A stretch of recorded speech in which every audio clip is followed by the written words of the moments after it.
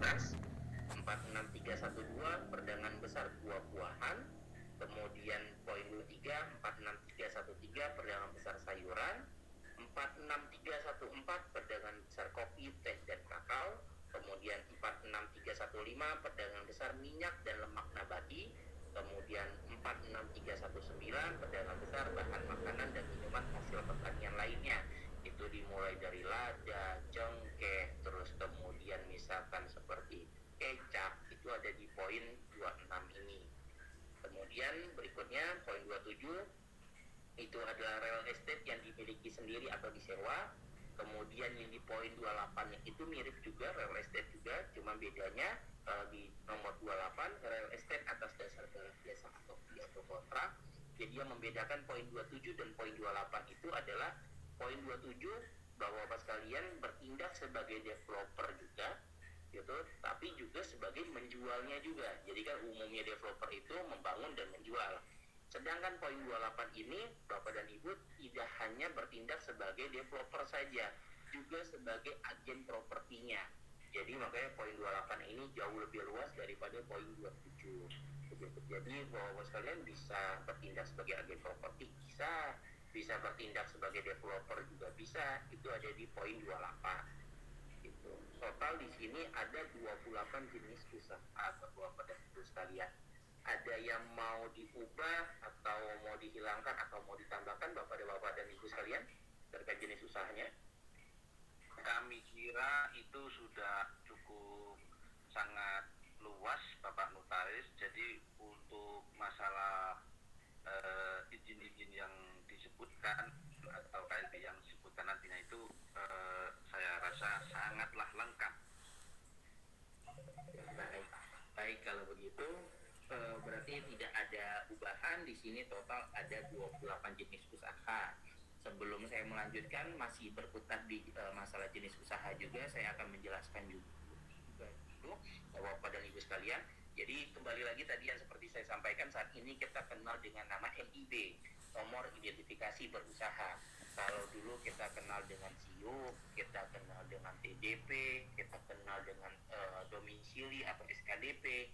Nah sekarang itu memang disederhanakan oleh pemerintah menjadi hanya sebatas NIB saja. NIB itu bukan hanya menggantikan dari SIO, TDP dan domisili saja, tapi juga bertindak sebagai angka pengenal importir atau dasar dari untuk melakukan ekspor dan impor begitu.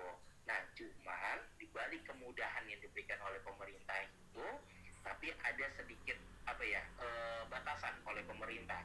Kalau dulu kita sering kenal nih perusahaan-perusahaan yang istilahnya itu kalau bahasa gaulnya itu disebut palu gada. Perusahaan-perusahaan palu gada, apa lu minta gua ada gitu. Perusahaan-perusahaan seperti itu. Jadi mulai dari pertanian ada, pertambangan ada, terus kemudian konstruksi juga ada. Semuanya diambil semua oleh perusahaan tersebut.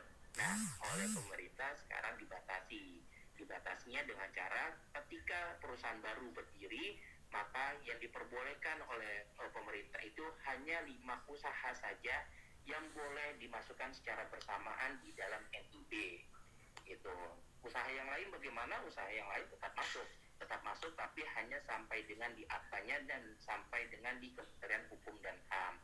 Sewaktu-waktu misalkan kedepannya Bapak sekalian ingin menambahkan kemudian ingin mengubahnya, itu tinggal dibuka saja atau ditambah saja. Bapak perlu menghadap ke notaris selama tidak keluar dari total 28 jenis usaha ini begitu. Jadi caranya mereka oleh pemerintah untuk pertama kalinya hanya 5. Setelah dari 5 itu Bapak dan Ibu sekalian diwajibkan untuk menyelesaikan seluruh kebutuhan perizinan lapangan. Perizinan lapangan itu dari sederhananya saja misalkan seperti kepesertaan BPJS. Jadi kan di suatu perusahaan itu kan perusahaannya itu wajib sebagai kepesertaan BPJS untuk menerbitkan BPJS bagi pegawai-pegawainya. Itu salah satu contohnya saja. Terus kemudian wajib melakukan melengkapi wajib lapor ketenaga kerjaannya juga dan lain-lain sebagainya. Misalkan seperti konsumsi ya wajib juga harus memiliki CUJK-nya terlebih dahulu. Baru setelah itu Bapak dan Ibu sekalian bisa menambahkan sampai berapapun juga usahanya di dalam NIB. Begitu caranya. Kira-kira ada yang mau ditanyakan dulu Bapak dan Ibu sekalian terkait mengenai NIB? Siap Bapak, sudah dimengerti. Jadi mengerti ya, baik. Kalau tidak ada pertanyaan terkait mengenai jenis usaha, saya lanjutkan kembali untuk pasal 4, pasal 5, dan kemudian pasal 6 itu terkait mengenai modal, pasal 5 sampai dengan pasal 7 terkait mengenai modal dan mengenai saham. Jadi untuk pertama kalinya PT Nusantara Makmur Banyuwangi ini memiliki modal dasar berjumlah 100 juta rupiah terbagi atas 10.000 lembar saham yang masing-masing saham bernilai sebesar 10.000 rupiah. Kemudian dari modal dasar tersebut disetorkan sebesar 100% atau sejumlah 100 juta rupiah. Jadi modal dasar dan modal disetornya adalah 100 juta rupiah. Kira-kira sudah sepakat Bapak dan Ibu sekalian? Siap, sepakat Bapak. Sepakat ya. Kemudian saya lanjutkan untuk mengenai saham untuk pasal 5, 6, dan 7. Jadi pada intinya karena perusahaan Nusantara Makmur Banyuwangi ini adalah perusahaan penanaman modal dalam negeri, maka yang diperbolehkan memiliki sahamnya hanyalah warga negara Indonesia. Jika sewaktu-waktu misalkan ada pemberi modal yang ingin masuk ke dalam PT tapi dia adalah warga negara asing, bisa tetap dilakukan, tapi terlebih dahulu harus diubah bentuk perusahaannya dari sebelumnya penanaman modal dalam negeri diubah menjadi penanaman modal asing. Kemudian saya lanjutkan lagi juga mengenai saham. Jadi yang perlu saya jelaskan mengenai saham ini, mungkin juga Bapak dan Ibu sekalian juga sudah pahami bahwa saham itu adalah aset. Saham itu selayaknya sertifikat tanah. Saham itu selayaknya kendaraan atau BPKB kendaraan. Berarti harus memiliki suratnya juga gitu. Nah, suratnya saham itu apa? Suratnya saham itu adalah sertifikat saham. Sertifikat saham itu diterbitkan oleh perusahaannya sendiri, bukan oleh notaris, bukan oleh pejabat apapun, tapi diterbitkan sendiri oleh perusahaan. Di mana sertifikat saham itu dibuatkan terhadap masing-masing pemegang saham. Jadi misalkan ambil contoh Pak Badrul punya berapa lembar saham, dalam rupiahnya berapa, dibuatkanlah sertifikat untuk Pak Badrul tersebut, yang mana di atasnya ada kop surat perusahaan, kemudian di bawahnya distempel oleh perusahaan juga. Nah, kembali lagi terkait mengenai aset, jika sewaktu-waktu misalkan hal terburuk terjadi ini, mohon maaf Bapak dan Ibu sekalian, misalkan ada yang meninggal dunia, kemudian ketika meninggal dunia itu masih memiliki istri atau punya suami atau punya anak, maka keluarga tersebut dianggap sebagai ahli warisnya dan otomatis akan turun menjadi kepemilikan para ahli waris. Cuman memang karena para ahli waris itu biasanya bukan cuma satu orang, misalkan kita punya anak sampai 5, kemudian ada istri atau suami, berarti total ada 6, maka dari ke-6 itu menunjuk ahli waris satu orang saja untuk dimasukkan dalam perusahaan. Begitu. Jadi kalau di PT itu lebih bersifatnya bukan lebih ke kekeluargaan, tapi bersifatnya lebih ke bisnis. Jadi ketika dia meninggal dunia, otomatis ahli warisnya tetap akan melanjutkan. Gitu. Beda hal dengan misalkan seperti CV, yayasan, atau koperasi, mereka lebih bertindak seperti kekeluargaan. Karena ketika ada yang meninggal dunia, terus kemudian misalkan ahli warisnya mau keluar nih, ahli warisnya nggak mau melanjutkan, ya ahli warisnya nggak bisa serta-merta langsung main keluar, harus diterima dulu oleh persero yang lainnya. Itu kalau misalkan di CV seperti itu. Tapi kalau di PT ketika ternyata ahli warisnya tidak mau menerima, ya ahli warisnya tinggal menjual atau mengalihkan kepada orang lain sahamnya tersebut. Begitu. Kira-kira ada yang ditanyakan Bapak dan Ibu sekalian terkait mengenai saham dan modal? Tidak Bapak. Tidak ada ya. Jadi mohon maaf kalau misalkan saya kecepatan, langsung dipotong saja ya Bapak dan Ibu sekalian ya. Siap. Ya, siap, lanjut. Baik, kita lanjutkan kembali. Untuk pasal 8, kemudian pasal 9 dan pasal 10 itu mengenai RUPS atau Rapat Umum Pemegang Saham. Jadi memang untuk pasal 9 dan pasal 10 mohon maaf sekali Bapak dan Ibu sekalian saat ini sudah tidak terlalu cocok sebenarnya. Gitu, karena terkait pasal 9 itu adalah tempat pelaksanaan RUPS, sedangkan saat ini kita sudah kenal adanya Google Meet, kita sudah kenal dengan namanya Zoom, terus kemudian ada juga video call, jadi ya tempatnya bisa dimanapun juga. Kemudian kalau di akta ini pemanggilannya itu masih berbentuk surat, ya padahal saat ini sudah bisa dilakukan lewat apapun, bisa lewat email, terus kemudian juga tanda tangan sekarang juga bisa tanda tangan digital, kemudian ya panggilnya juga bisa lewat WA. Jadi ya saat ini sebenarnya pasal 9 itu sudah tidak terlalu cocok lagi sebenarnya, tapi tetap wajib dimasukkan. Jadi untuk mengenai RUPS yang perlu saya jelaskan adalah RUPS itu sendiri terbagi dua, Bapak dan Ibu sekalian. Ada RUPS tahunan dan kemudian ada RUPS luar biasa. RUPS tahunan itu adalah membahas mengenai laporan keuangan tahunan saja, hanya sebatas laporan keuangan tahunan saja, tidak diperbolehkan lebih daripada itu. Nah, pembahasan lainnya terkait mengenai perusahaan selain dari laporan keuangan tahunan itu dibahas di RUPS luar biasa. Itu dari mulai misalkan pengalihan saham atau jual beli saham, perubahan susunan direktur atau komisaris, kemudian perpindahan alamat, itu semuanya ada di RUPS luar biasa. Terus kemudian terkait mengenai pasal 10 terkait mengenai quorum yang perlu saya jelaskan di sini, lagi-lagi kalau PT itu bersifatnya lebih ke bisnis. Jadi ketika pengambilan suara, pengambilan keputusan itu bukan dari atas dasar musyawarah untuk mufakat saja, tapi dilihat dari jumlah suara tertingginya. Jadi misalkan di sini ada total 8 orang. Saya perumpamakan saja misalkan masing-masing pegang 10 lembar 10%, misalkan begitu, berarti total ada 80%, misalkan seperti itu. Kemudian di sini total ada 50% yang memilih untuk pindah alamat, misalkan begitu. Sedangkan 40% lagi tidak setuju untuk pindah alamat, atau 30% lagi tidak setuju untuk pindah alamat. Maka yang 50% itu menang. Maka suara yang diambil adalah suara tertinggi atau 50%-nya tersebut yang diambil. Itulah seperti itu kalau di PT, karena tindakannya suara tertinggi itu diambil dari RUPS atau quorum kehadiran. Dan juga kalau di PT itu suara tertinggi atau suara yang menentukan langkahnya PT bukan dari direktur atau komisaris, tapi dari pemegang saham, begitu. Jadi kalau nanti ke depannya PT Nusantara Makmur Banyuwangi semakin berkembang, ya Bapak dan Ibu sekalian tidak perlu sebenarnya sebagai direktur atau komisaris, cukup saja sebagai pemegang saham, karena pemegang saham sudah bisa mengatur semua langkahnya PT. Pahami kira-kira Bapak dan Ibu sekalian terkait dengan RUPS? Ya, paham. Ya, siap paham Bapak. Siap Bapak. Baik, saya lanjutkan lagi untuk pasal 11, 12, 13, dan 14, 15 itu mengenai direksi dan dewan komisaris. Jadi di sini untuk masa jabatannya direksi dan dewan komisaris saya tuliskan 5 tahun atau sudah maksimalnya, sudah mentoknya sampai dengan 5 tahun. Kira-kira cukup sampai 5 tahun atau mau dikurangin saja menjadi 4 tahun atau 3 tahun, kira-kira Bapak dan Ibu terkait masa jabatan direktur dan komisaris? Siap, 5 tahun Bapak. 5 tahun saja ya. Baik, Ya. jadi kalau nanti setelah 5 tahun misalkan tidak ada perubahan, bisa dilakukan pengangkatan kembali. Nah, pengangkatan kembalinya itu bebas dilakukannya, bisa dilakukan di hadapan notaris, bisa juga dilakukan di bawah tangan saja, tergantung dari kebutuhan perusahaan.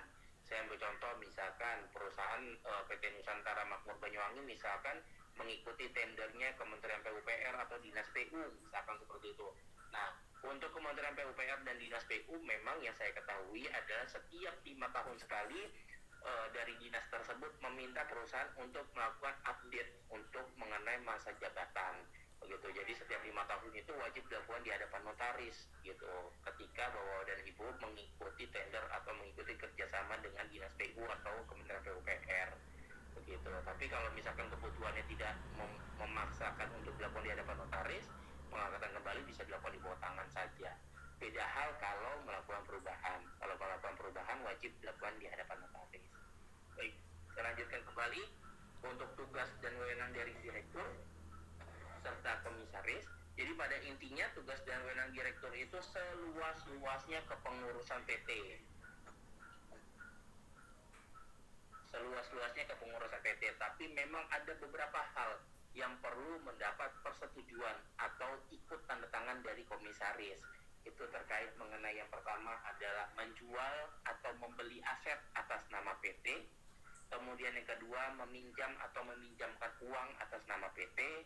Kemudian yang ketiga menggadaikan asetnya PT, aset milik dari PT. Kemudian yang keempat mengikat PT sebagai penjamin utang dari pihak lain.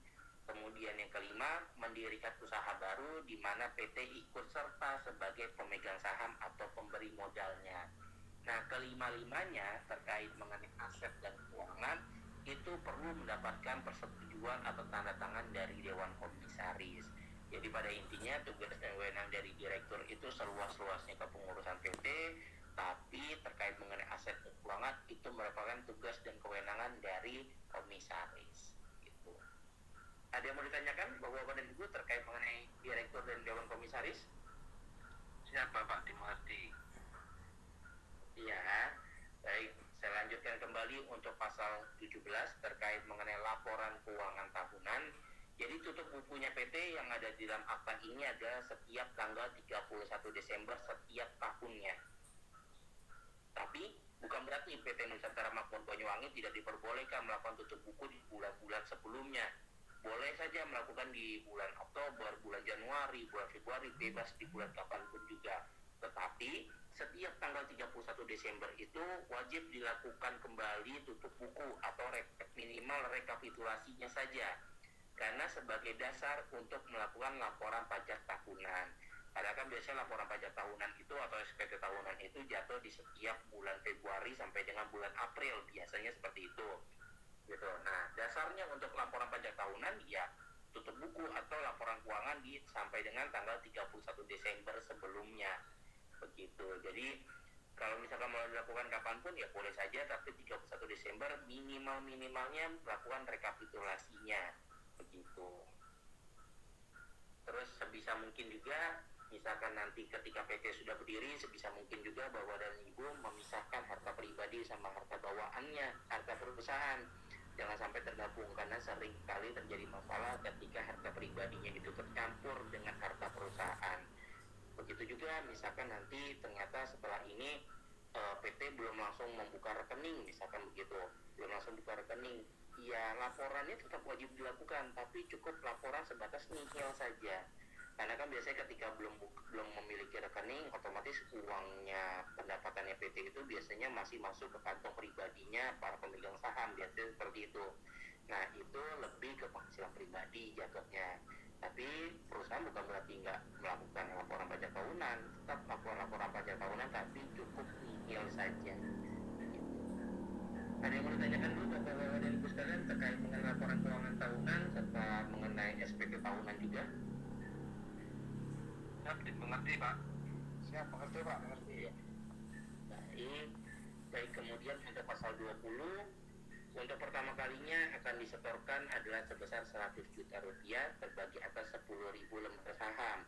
Nah, di sini yang perlu saya jelaskan terlebih dahulu kepada Bapak dan Ibu sekalian, sedikit flashback untuk beberapa tahun sebelumnya. Jadi memang penyetoran modal di setor itu sebelum tahun 2019 itu dilakukan setelah dibacakannya akta pendirian. Gitu. Setelah akta pendirian dibacakan, setelah itu juga Bapak-Bapak dan Ibu sekalian wajib melakukan penyetoran modal kepada bank. Itu sebelum tahun 2019. Jadi kalau Bapak-Bapak dan Ibu belum melakukan penyetoran, ya saya tidak bisa menerbitkan SK Kemenkumham, NPWP, atau misalkan dulu ada SIUP TDP, saya tidak bisa menerbitkannya. Itu sebelum tahun 2019. Setelah tahun 2019 sampai dengan saat ini, peraturan itu agak sedikit berbeda, agak sedikit dilonggarkan.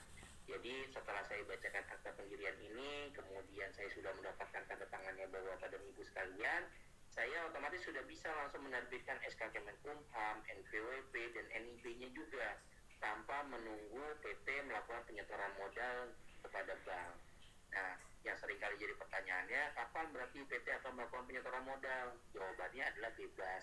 Bebas kapanpun juga, mau tahun depan, mau bulan depan, mau 2 tahun lagi pun tidak ada masalah. Karena penyetoran modalnya itu dilakukan ketika PT membuka rekening bank. Ketika PT membuka rekening bank, maka bank akan meminta PT tersebut untuk melakukan penyetoran modal. Nah, karena pelonggaran tersebut juga ya akhirnya sebenarnya ya jadi kadang ada beberapa ya ada jalan pintas sebenarnya, ada jalan pintas melalui misalkan punya kenalan dengan orang bank begitu. Jadi ya bisa buka rekening tanpa harus menyetorkan uangnya juga begitu. Ya banyak kejadian seperti itu. Dibilang salah, ya kalau sesuai peraturannya salah. Tapi dibilang salah sekali, yang tidak juga. Karena ya siapa yang memantaunya? Tidak ada yang berhak untuk melihat rekeningnya PT, kecuali karena misalkan kerjasama atau misalkan karena ada tender. Tapi selain dari situ tidak ada yang boleh melihatnya kecuali dari pengadilan niaga. Pengadilan niaga sebelum melakukan pemutusan untuk PT tersebut pilot, mereka akan melihat terlebih dahulu keuangan atau rekeningnya si PT tersebut. Selebihnya ya tidak ada yang bisa memeriksa, ya dianggap salah ya salah, tapi tidak salah sekali, tidak salah banget begitu. Baik, untuk pembagian sahamnya itu sendiri, untuk yang pertama atas nama Ibu Rindiatin sejumlah 1.250 lembar saham atau dalam rupiahnya sebesar 12.500.000 rupiah.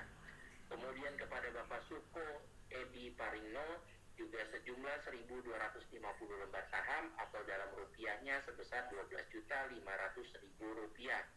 Kemudian kepada Bapak Muhammad Cahyono juga sejumlah 1.250 lembar saham atau dalam rupiahnya sebesar 12.500.000 rupiah. Kemudian kepada Bapak Muhammad Sufri juga sama 1.250 lembar saham atau dalam rupiahnya sebesar 12.500.000 rupiah. Kepada Bapak Hasan Sugiono juga sama 1.250 lembar saham atau dalam rupiahnya 12.500.000 rupiah. Kepada Bapak Surip juga sama 1.250 lembar saham. Kemudian kepada Bapak Lonjer juga sebesar 1.250 saham. Kemudian terakhir kepada Bapak Badru Zaini juga sama sebesar 1.250 lembar saham atau dalam rupiahnya sebesar 12.500.000 rupiah. Jadi di sini dari total modal di setor sebesar 100 juta rupiah itu dibagi rata semua kepada para pemegang saham. Sudah sepakat Bapak-Bapak dan Ibu sekalian terkait mengenai pembagian saham? Ya, sepakat. Siap, sepakat Pak. Siap, sepakat. Ya, baik. Kemudian untuk pertama kalinya diangkat sebagai direksi dan sebagai dewan komisaris.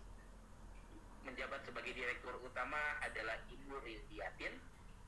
Kemudian sebagai wakil direkturnya adalah Bapak Suko Edi Parino. Kemudian sebagai direkturnya ada 4 orang. Yang pertama itu bukan berarti lebih tinggi ya Bapak-Bapak dan Ibu sekalian ya. Jadi di sini direktur semua, kedudukannya sama, tapi mungkin untuk masalah pekerjaannya yang akan berbeda-beda. Karena pengaturannya direktur tersebut menjabat sebagai direktur apa, direktur keuangan atau direktur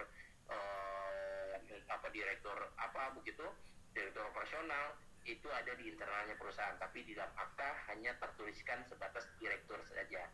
Jadi untuk direkturnya itu ada Bapak Muhammad Cahyono, kemudian Bapak Muhammad Sutri, kemudian Bapak Hasan Sugiono, kemudian Bapak Surip, dan kemudian Bapak Lonjer. Ada 5 dari direkturnya. Kemudian untuk sebagai komisaris satu-satunya adalah Bapak Badru Zaini. Sudah sepakat Bapak dan Ibu sekalian terkait susunan direksi dan komisarisnya? Ya, sepakat. Siap, sepakat Ya. Kalau begitu Bapak dan Ibu sekalian, sudah selesai akta ini saya bacakan. Ada yang mau ditanyakan dulu silahkan, atau mau disampaikan terlebih dahulu silahkan. Siap, tidak Pak. Sudah cukup, siap. Sudah cukup ya. Baik Bapak-Bapak dan Ibu sekalian, selanjutnya saya akan menjelaskan. Jadi memang tahapan setelah ini untuk penandatanganannya itu ada 2 cara. Yang pertama tanda tangan secara fisik, yang kemudian tanda tangan secara digital. Jadi tanda tangan digital itu memang baru ada setelah COVID ini. Jadi oleh pemerintah memang materi digital itu disahkan, diberlakukan selama COVID ini gitu.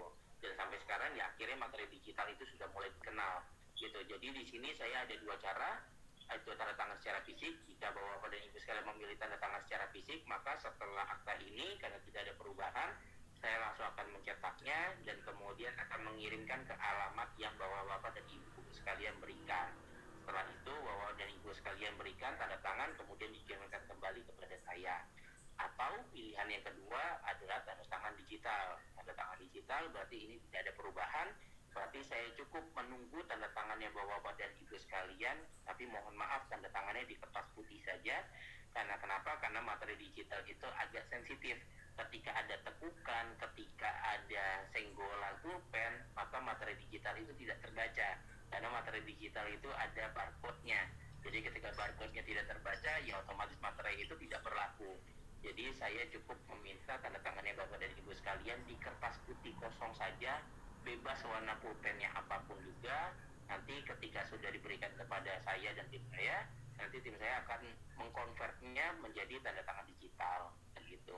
Kira-kira mau pilih tanda tangan fisik atau tanda tangan digital, Bapak dan Ibu sekalian?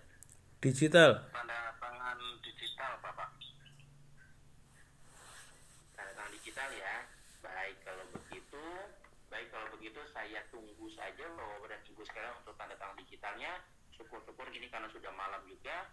Misalkan besok pagi atau besok siang sudah bisa diberikan, besok siang hari Kamis, ya paling maksimal mungkin sekitar Jumat sore atau Sabtu pagi sudah bisa saya terbitkan untuk dari mulai salinan aktanya, SK Kemenkumham-nya, NPWP dan NIB-nya. Ya, Bapak. Ada yang mau disampaikan dulu Bapak dan Ibu sekalian sebelum saya akhiri? Ya, siap. Sepertinya cukup, Bapak, dan dimengerti seluruhnya. Baik, terima kasih banyak kalau begitu. Baik, kalau tidak ada yang ditanyakan lagi, saya terima kasih banyak sekali Bapak dan Ibu sekalian sudah mengganggu waktu istirahatnya. Semoga PT Nusantara Makmur Banyuwangi ini menjadi berkah ya sebagai PT-nya ya. Amin. Amin, amin, amin. Amin, amin. Ya, tujuannya juga tercapai. Semoga menjadi berkah. Baik, kalau begitu Bapak dan Ibu sekalian, saya mohon izin pamit untuk malam ini. Kalau misalkan ada ditanyakan, silakan ditanyakan kembali, nanti bisa via WA juga. Jadi nanti saya tunggu untuk tanda tangan digital.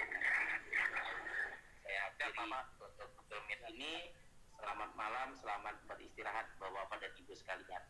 Ya, Ya, salam. Bapak. Selamat malam. Salam. Salam.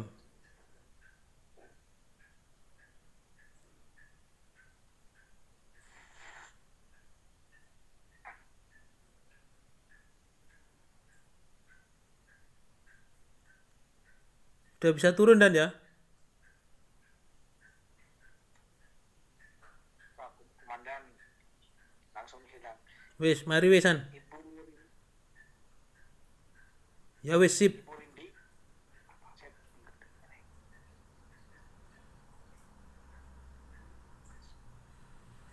Wis, turun wis, tutup wis. Mari wis beres. Oke. Puji Tuhan, alhamdulillah ya beres cepet wis. PT-nya wis cepet, mari.